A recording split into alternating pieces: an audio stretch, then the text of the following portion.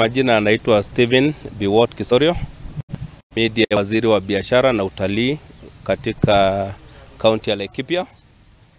Na leo tulikuwa na hali ya kutembelea soko tofauti. Jana nilikuwa na wanabiashara wananyuki na leo nilikuwa nimetembelea soko yangu ya Marumanet. Na pale Marumanet vile tunaijua ni soko ambayo inaitwa Smart Town, ilipitishwa na ile serikali ilikuwa na ikajengwa. Mweri wa 11 last year nirio twanjirie guthenio, nirio twanjirie kuhurwo, nirio twanjirie gutengeranio na ithue makigeria gutindikiriria andu maingire thoko iria mari othe na matingeiganira thoko iyo. Turenda kuga atiriri, kuri ungitwara indo ciaku no wici ukoragwo kuo, kuri ungitwara indo ciaku gutire security ya kuigana na tutingihota guikara kou. Mundu urahota kugata license ri aratindikiriria thiku ria niki.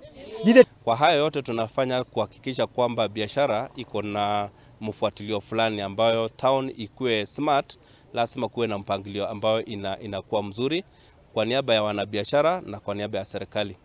Na ukiangalia Marumanet ni town already serikali ya national imetuallocatea milioni 15 kumaliza ile soko ya Smart Town ambayo iko pale. Hii yote ni kwa sababu tunataka kuhakikisha kwamba wanabiashara wa greens grocers wanafanya biashara zao kwa mahali ambao inafaa. Maretwa makwa njitagwo Daniel Gacanja wa Mwangi, nini chairman wa business community Oljabet. Ndirenda kuga undu uyu wikikite muthenya wa umuthi ni undu wina giconoko kinene muno kuri thirikari ino itu na ti thirikari yothe ni officers amwe makienda ku exercise powers ciao ati mena hinya na uhoti wa guthukiria andu biashara ciao. Nimekuwa mfanyi biashara hapa, mfanyi biashara wa green grocer, kuuza mandizi na kadhalika. Nimekaa hapa nikiuza pahali yoyote ninataka kuuzia. Lakini katika mwaka huu, kwa serikali ambayo tulishagua mwaka huu, ilituchurutisha kututoa kwa makioski yetu. Hata tukiwa na license, tukaambiwa ni lazima tuingie katika soko kule juu ya mawe half kilona. Haya, tuko na ushungu sana.